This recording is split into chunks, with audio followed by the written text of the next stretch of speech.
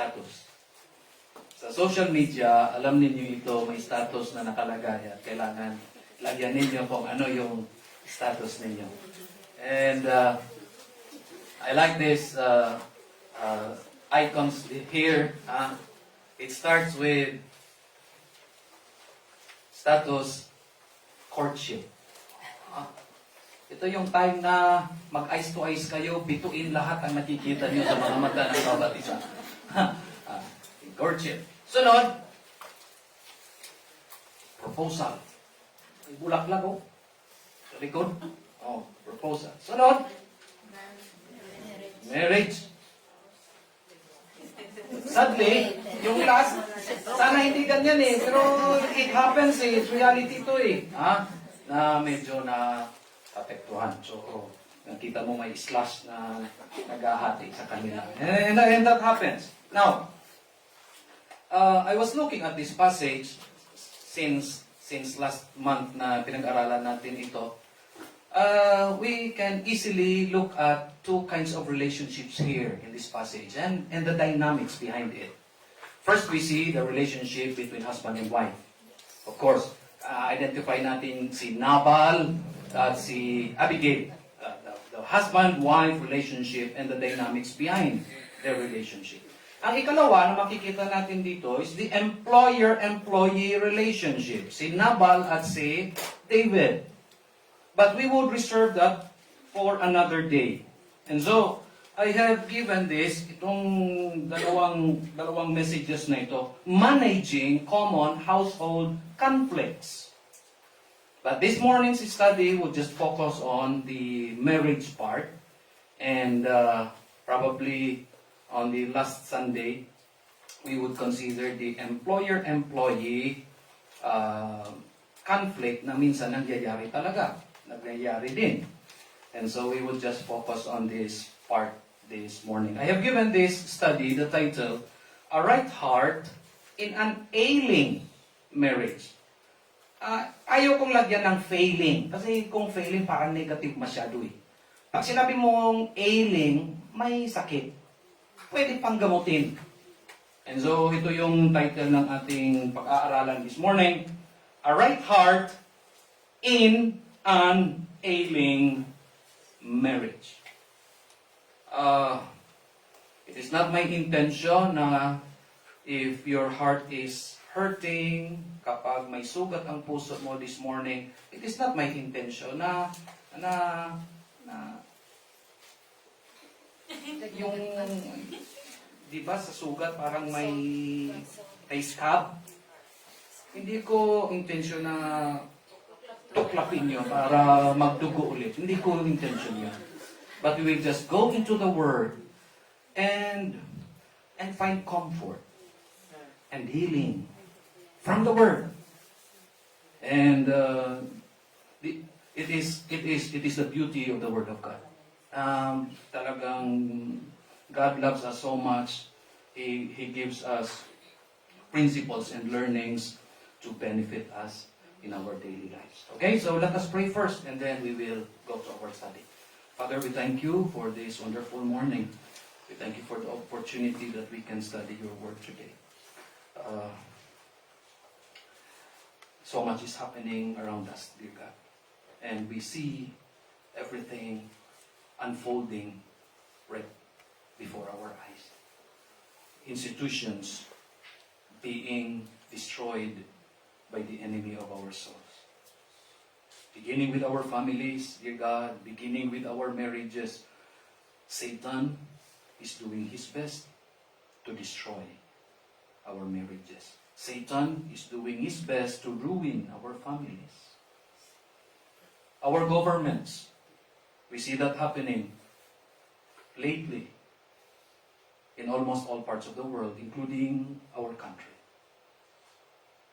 Father, we lift up to you our institutions, schools, churches, Christian organizations, national associations, regional fellowships. Every institution, Lord, has been under fire because Satan is really intent to destroy what you have established. Father, we remember each one of this institution right now, this morning. We pray for them. Please protect these institutions. Do not allow Satan to be victorious in destroying what you have established. Do not allow people influenced by the enemy to undermine the orderliness, the decency that you have established in these institutions. We pray that you will just protect and preserve what we have. Help us, dear God, to be vigilant, to be always on guard, to be careful, to be prudent, so that we would not give the enemy any advantage that he could use against us. We pray, dear God, that you will bless every ministry, every activity that is designed to reach out to these institutions. Pray that you will make it fruitful, you will make it beneficial to all people involved. Pray that you will just preserve everyone and everything that represents the institutions that you have established. We lift up to you our country this morning, dear God. We pray for the leadership. So much is happening. Sometimes we get tired of just watching the news because everything that we see just discourages us. That we have a responsibility to pray. We cannot call for public disobedience because that is against your word. But we can always pray. Help us, dear God, to pray faithfully. We pray for the leaders. We pray for those who are in power. Pray that you would give them discernment. Pray that we will give them a sense of active fear towards you. That they would realize that you would hold people in account someday. And so may it be that they would be able to rule well. We pray for them. Help them, Lord. Move in their hearts. Change their hearts. From the topmost position of leadership to the leadership in the barangay level, we pray, Father, that they would recognize your authority over them. And in some parts of the world, dear God, things are happening. You know that only the Holy Spirit restrains the evil one so that the fullness of his wickedness, wicked ways here on earth would be controlled. And that is an assurance for us that you are still in control. We pray, especially those who are directly affected, those who are being tortured and persecuted for their faith, we pray, Father, that you will just protect and preserve. We pray for missionaries.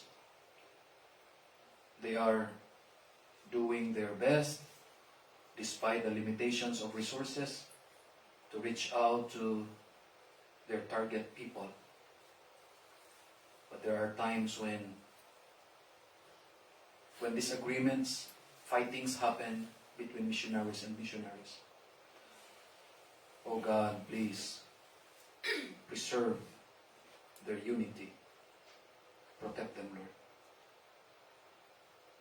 As they share about Jesus, the Prince of Peace, may people would really see peace among our missionaries. Thank you, Lord, for this day that we can worship you. Grant us understanding as we consider your word. We thank you for answering our prayers regarding Brother J.R. His bone marrow transplant was successful yesterday. We praise your name. But we continue to lift him up to you. Lord, give him appetite, that he would be able to eat. Help him, Lord, to recover from this. Pray for Erica as well. Pray for healing.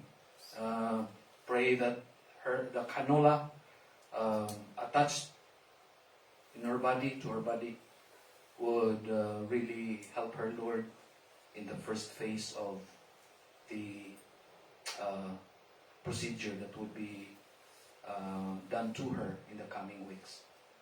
We pray for provision. Bless us now in Jesus' name. Amen. We would want to meet the couple first, for our study today. So, I hope I would not dwell on this much longer than necessary, as we have considered this already. Let us meet the couple first. Let us look at Nabal. Okay, who was Nabal? His name, according to our previous study, means fool. But here is another interesting part. The root word for Nabal is Nebala. And Nebala, as was used in the Bible, it was used 13 times in the Old Testament. Out of the 13 uses, 8 times, this word Nebala was used for sexual violence. In other words, Nabal was sexually violent. Now consider these passages. In Genesis 34:7, it was said of Dinah, the daughter of Jacob. She was raped by Shechem.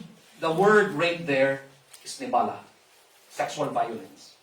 In 2 Samuel 13:12, there was this account about rape, incestuous rape. Ibig sabihin,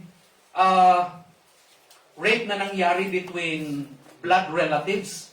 Same word was used, Nebala. In Judges 19:23, this passage talks about homosexual rape. That word Nebala was used. In Judges 20, verses 6 and 10, there was this account about a girl being raped until she died. That word was used, Nebala. And so, here was the first picture about Nabal. He was sexually violent. And it is safe to assume that Abigail experienced this. Ibig sabihin, during the times when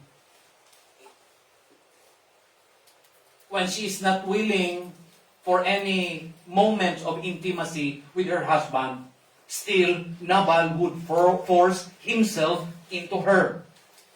Ang tawag natin dyan, marital rape.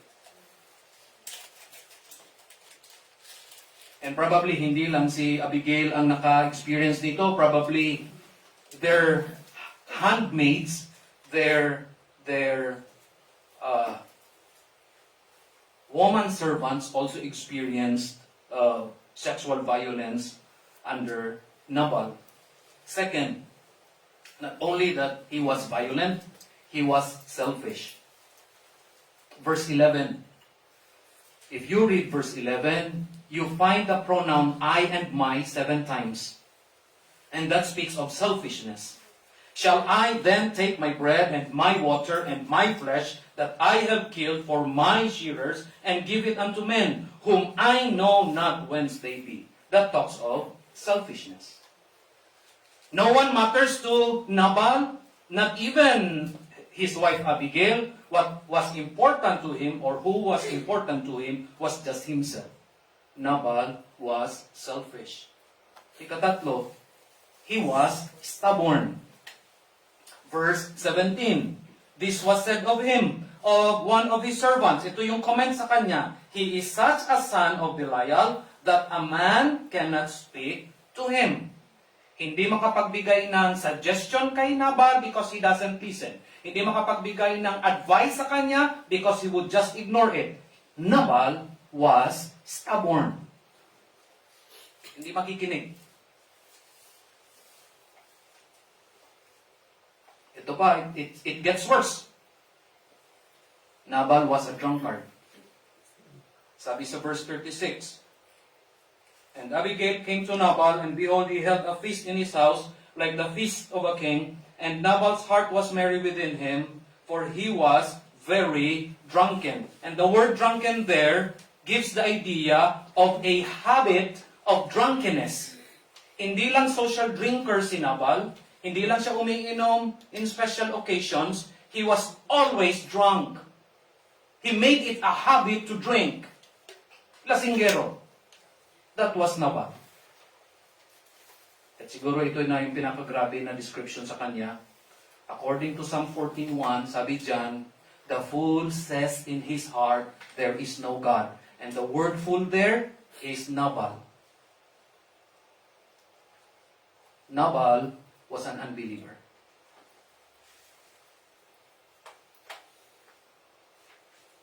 Now here was a man, dearly beloved, na kung titingnan mo, walang pogi points ito. Wala.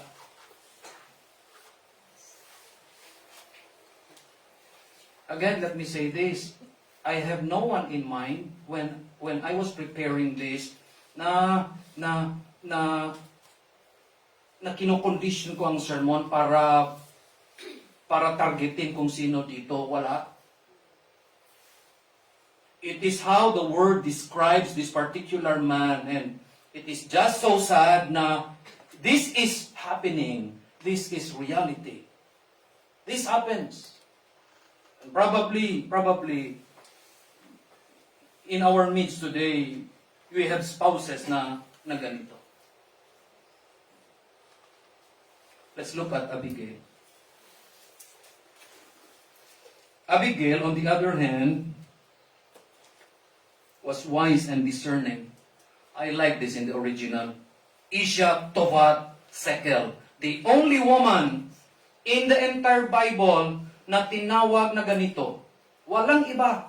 Siya lang. Isha Tovat Sekel. A woman of good understanding. In another translation, it says, a woman with a prudent heart. If you have a prudent heart, then you have a right heart.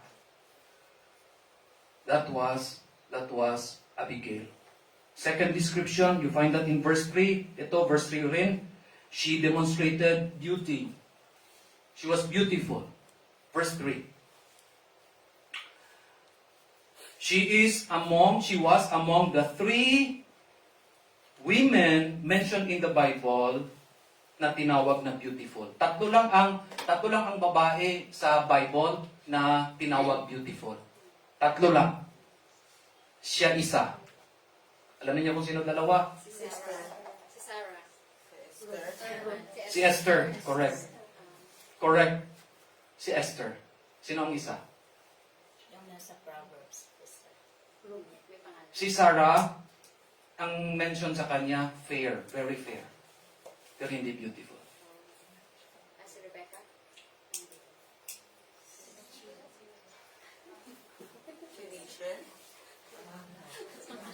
Si Rachel. Bible quiz, ano? Oh. Siya, tatlo lang sila. And she was one of the 3. She was beautiful. Pero alam niyo kung ano ang pinaka-the best na description sa kanya? She was a believer.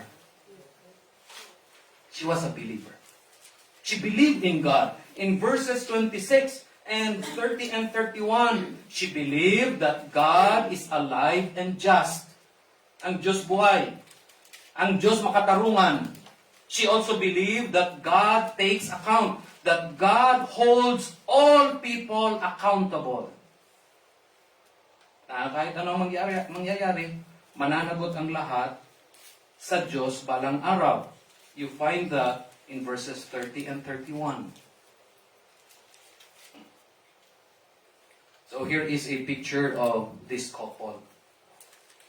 And you may see yourself in this picture.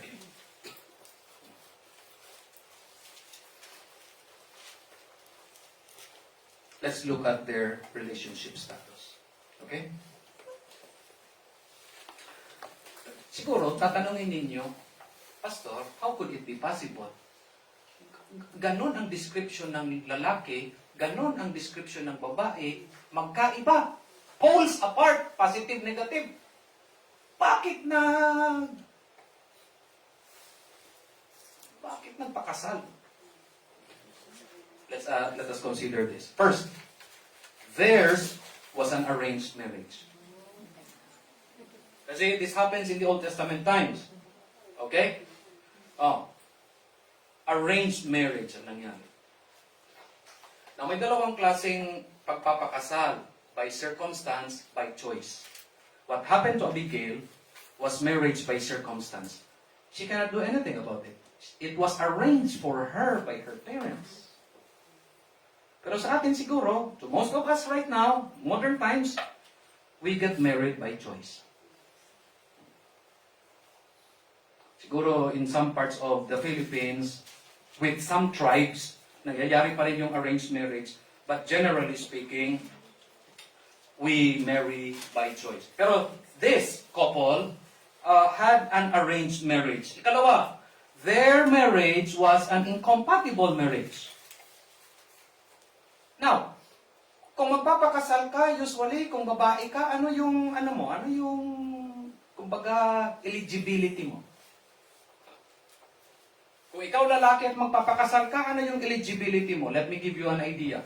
Sa mga babae, ang eligibility nila ang kanilang duty. Sa mga lalaki, ang eligibility nila ang kanilang capability to support a family. So consider this. The eligibility of Abigail was her beauty. Klaro naman, verse 3, description niya, she was beautiful. Ang eligibility ni Nabal, however, on the other hand, he was rich. He was very great, sabi sa verse 3. Pero listen, beauty and riches is no guarantee to have a wonderful marriage. Because it's still possible na kahit nandyan na sa iyo ang lahat ng beauty at nandyan sa kanya ang lahat ng riches, marriage could still be incompatible. Yes? That is reality.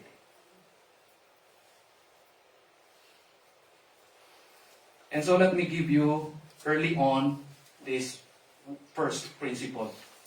Ready? We must never encourage our children to seek a life partner because they are rich, because they are intelligent, because they are successful. Because all these things mean nothing as we see it in the example of Nabal. Kasi kung minsan, if we are not careful, tayong mga parents, sasabihin natin, Day, maganda ka. Ano kita doon sa anak ng kaibigan namin. Kasi successful, kasi rich, kasi alam mo, ganito, ganyan, ganito. Wow.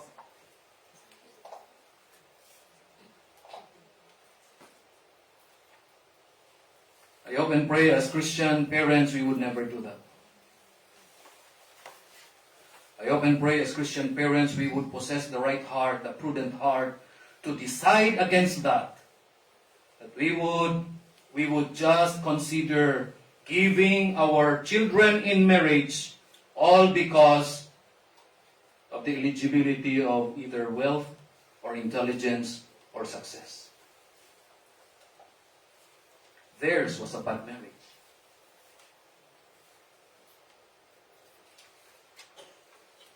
Now, we know this. God can and does often overcome in a bad marriage. But please understand and realize this. It is far better not to get into a bad marriage. It is far better. Sana hindi natin iisipin na total, God will overcome eventually. Sige lang. Kahit alam ko na papunta sa bad marriage ito, sige lang, pipilitin ko lang ito. Total, God is merciful and God is gracious. Wow. You know better. If you are a Christian and you are reading God's Word, you know better what is good and bad marriage. At sana, if you can still do it, you will stay away from getting into a bad marriage. If you are single. And so, para sa single din ito, mensahe na ito. Huwag mong pipilitin. Pero, guwapo siya pastor eh. Huwag mong pipilitin. Do not ever get into a bad marriage. And so, I propose to you this morning that conflict is inevitable, hindi mo maiiwasan in any marriage. But possessing the right heart is necessary to secure God's deliverance and blessing. Okay? Now, kung hindi ka pa nakapasok sa marriage, tatandaan mo talaga ito. Hindi maiiwasan ang conflict in any marriage. Nandyan yan. But you need to possess a right heart. If you are already married at may mga conflict every now and then, you need to possess a right heart. Because if you do, you are assured of God's deliverance and or blessing. That is the principle from God's Word. Okay? I have 12 minutes. Tatlo ang isi-share ko sa inyo. First, a right heart is an understanding, discerning heart. A right heart is an understanding, discerning heart. This was the situation of Abigail. Every waking hour ng kanyang buhay, kasama niya ang husband niya na ganito yung description. Malungkot. Mahirap.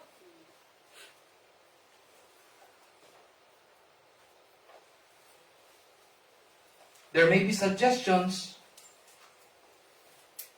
for her to run away, but to possess a right heart would decide against running away. Okay? And so, if you want to have a right heart, first of all, have that in you to ignore any suggestions to run away from that kind of marriage. If you are already married and you have that kind of marriage, may mga kaibigan ka na sasabihan ka, the grass is greener outside of the marriage you have right now. Di ba? Oh. The grass is greener doon sa kabilang bakod. Or people would say, divorce is justified because you are not in love anymore. Or they would say, divorce will make you happy, and you are not happy anymore. But you deserve to be happy, and the only way to be happy is to get a divorce. Or they would say, divorce will set you free. Ito yung philosophy ng mundo. I tell you, yung mga sinasabi nila, hindi mo mahahanap sa Bible. Now, kung unbeliever ka and you get that kind of advice, it's understandable. But if you are a Christian, at pakikinggan mo ang ganyang, ang ang kanyang advice, it is not for you. It is not for you. Therefore, have the right heart to ignore suggestions to run away. Have the right heart, never yield to a sense of panic in your life. Kasi minsan, magpapanik ka talaga. Magpapanik talaga tayo.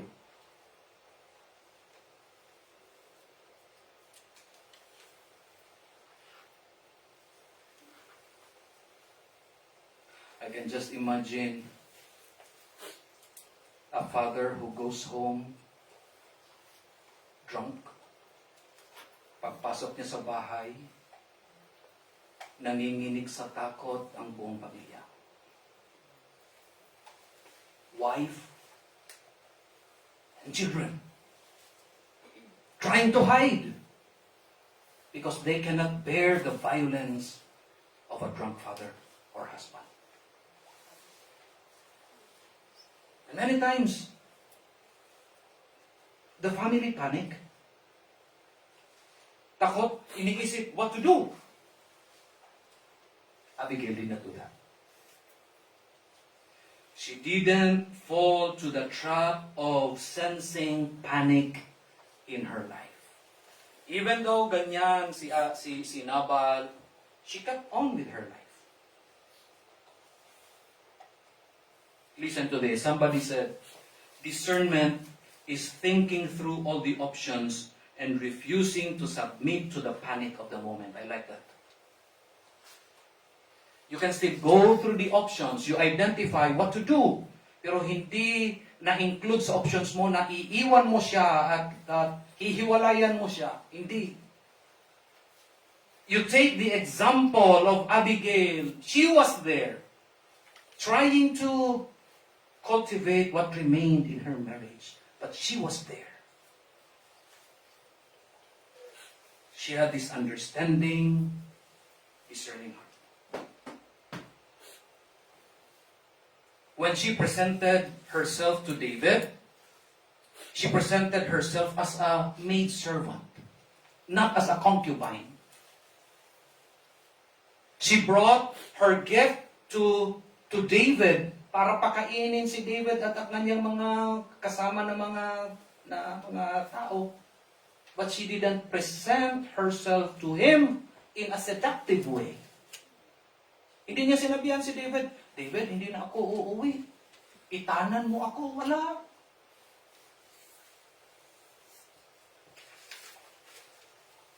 Secondly, a right heart is a patient, steadfast heart.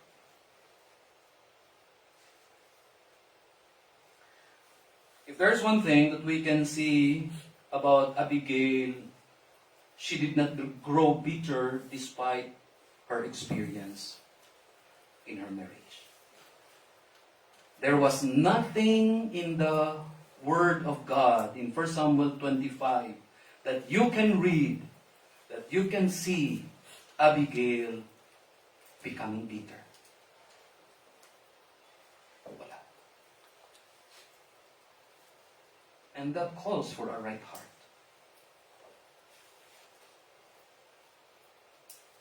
She was steadfast in time of trouble, and that is the idea of being patient. You put yourself under the pressure of the circumstance, and you do not try to escape from it. You just stay under, and you learn the virtues, and you learn the lessons.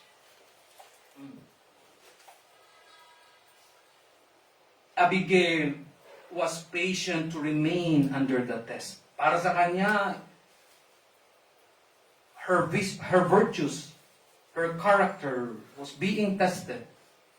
And she passed the test eventually.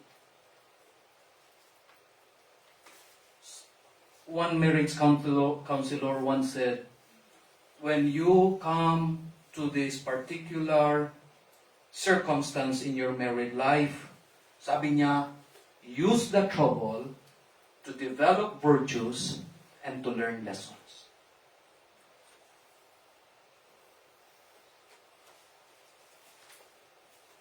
Abigail was patient.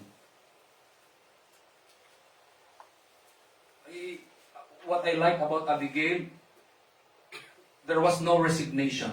May kaibigan ako. He got tired of his parents constantly scolding him. Sumulat siya sa kanyang parents, I resign as your son. Abigail did not resign as a wife. She knew that every challenge that she faced in her marriage was to develop virtues, was to teach her lessons, important lessons in life. And she did not become bitter about her situation. How is our heart today? How is our heart? If you find your heart getting bitter, relinquish that desire to be bitter. Confess your bitterness to God. And ask for more grace to love your spouse more.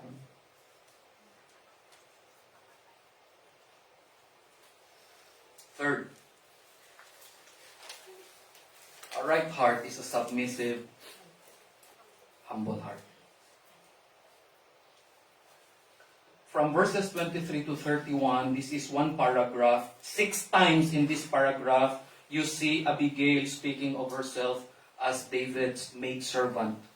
14 times in the same paragraph, she refers to David as my Lord. That is humility.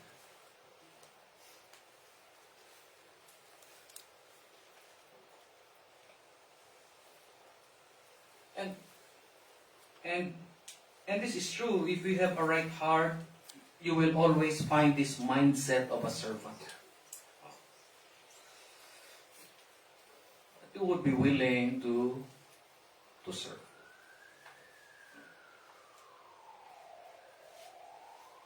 Alam mo, this kind of mindset was developed in the home. It is developed in the home. Oh. If you find a person thankful, hindi siya naging thankful just right there and then. That person learned thankfulness at home. If you find a person respectful, he or she developed that respectfulness at home. Submission also. Humility as well. Abigail learned it from her home. Kaya nga ang pangalan na Abigail, naalala pa ninyo anong ibig sabihin? Her father's joy. Saan nakahanap ng joy yung kanyang father? Every time nakikita niya yung anak niya si Abigail, yung kanyang virtues, yung kanyang humility, yung kanyang submission, yung kanyang lahat ng mga character traits. She learned it at home. And it is important for us, dear brethren, to learn the same virtues. Someone said, true submission is the active pursuit of the best interests of another by the subordination, by the willing relinquishment of our personal interests. Submission is not blind obedience. Submission is not just giving in to the will and wishes of a higher authority. No. It is the active pursuit of the best interests of another through a willing yieldedness, subordination, giving up, relinquishment of your own personal interests.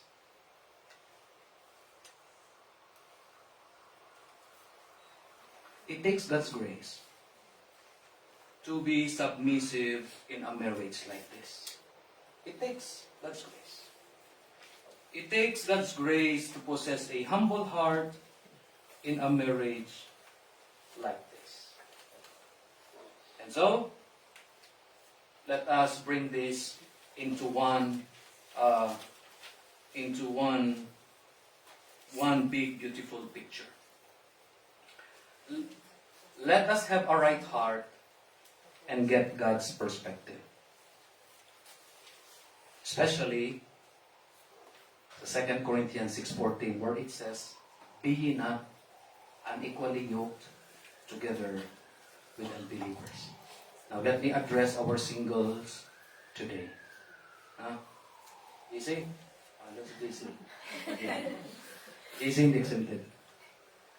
Be ye not unequally yoked together with unbelievers. Okay? Kasi, because you are still single and you may be contemplating to get married later on, you can have a kind of marriage that is by choice and not by circumstance. You will decide what kind of marriage you will have. And so, get God's perspective. It's all written in His Word. Discover it, read it, meditate on it, apply it in your life. Have the right heart as you enter into this kind of marriage. Look at marriage through the eyes of God, especially when it concerns unequal yoking. Second, have the right heart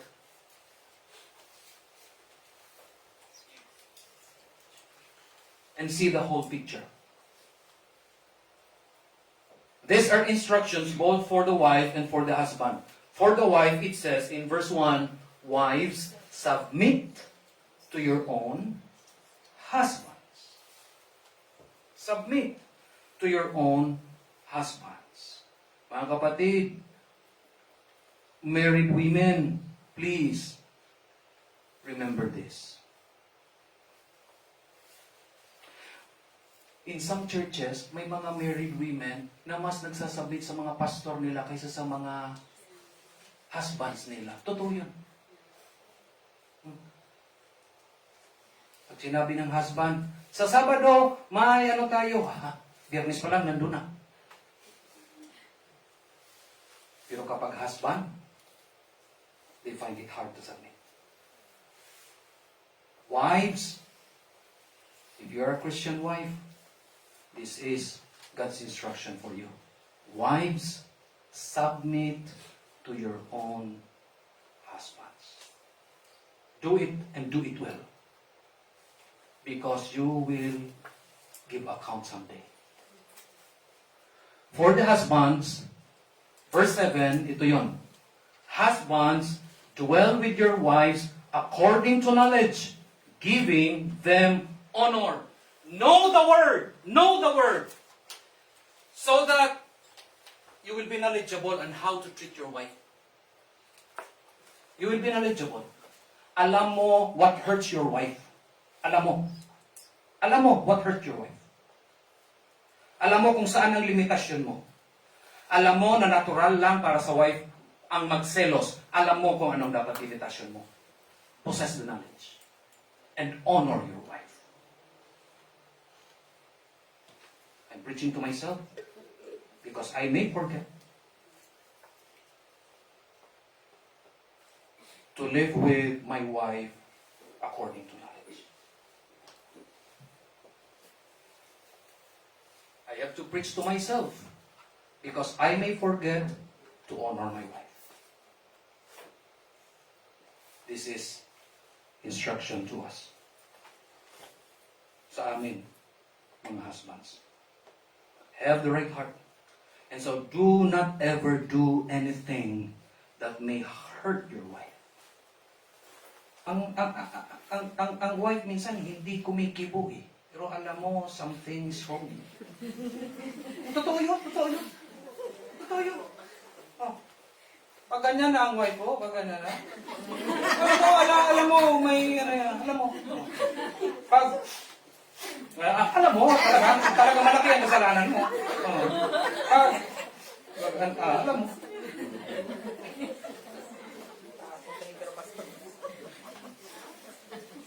We must have a right heart. Finally, have a right heart and restrain yourself from acting hastily. Romans 12:12. This is a beautiful verse. Rejoicing in hope, patient in tribulation, Continuing instant in prayer. You will always have the option of running away. You will always have the option of resigning, of quitting. Pero babalikan mo ang verse na ito because this is a beautiful command. You rejoice in the hope that someday God will take account of your husband. Pananagot talaga siya. And that is what happened to Nabal, di ba? Oh, the following day, nung sinabihan ni Abigail si Nabal, alam mo Nabal, muntik na talaga tayo papon. Patay sana tayo lahat, kayo lahat, mga lalaki. Sabi ng salita ng Diyos, he had a stroke. His heart died within him. He had a heart attack, and after 10 days, naulit, namatay.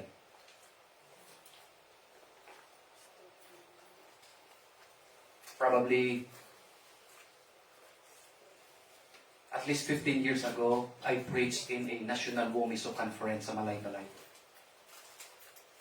And this was one of my topic. Ewan ko kung paano ko na-present yung truth. Pero may isang bumiso na nag-pray at sinagot ng Diyos ang kanyang prayer. Nag-pray siya na mamatay ang kanyang husband.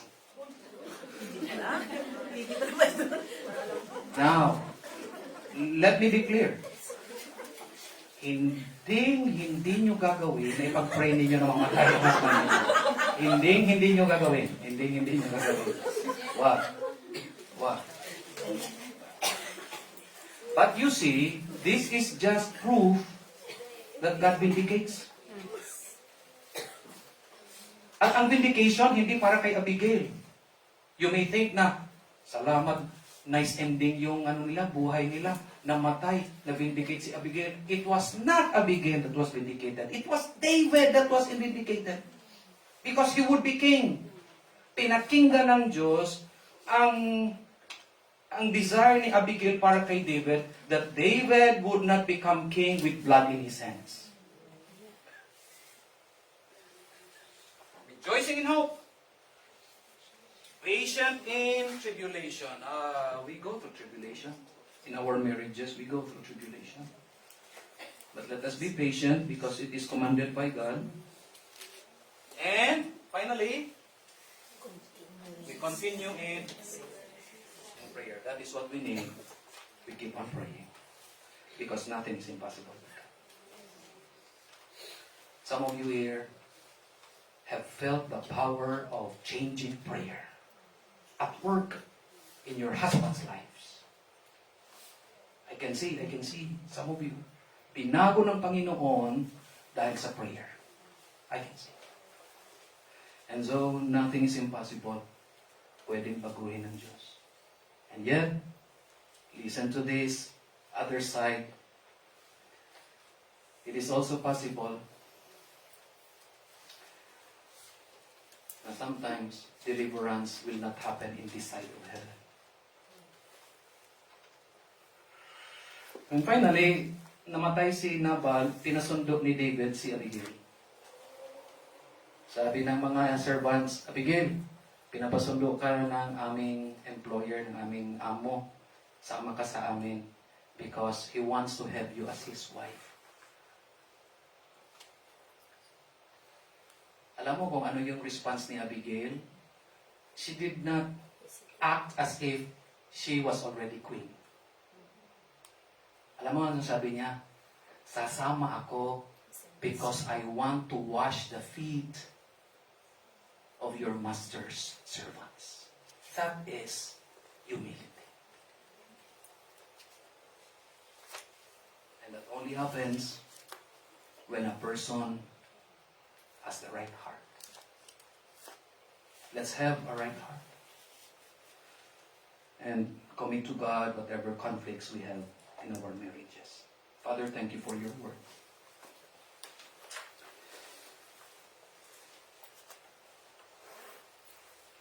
We really love good endings in stories. What happened in the marriage life of Nabal and Abigail was something that was not happy. And probably some of us could relate to that particular story. Oh God, we pray that you would help each one of us to possess the right heart. That is the only thing that we could do to honor you, Lord, despite the situation that we are in. I specifically pray for spouses here this morning who are really struggling. Pray, Lord, that you will give them an extra measure of your grace. Help them, Lord. Pray that you will strengthen them. Pray that you will develop in them the right heart. A heart that understands and discerns. A heart that is patient and submissive. Humble.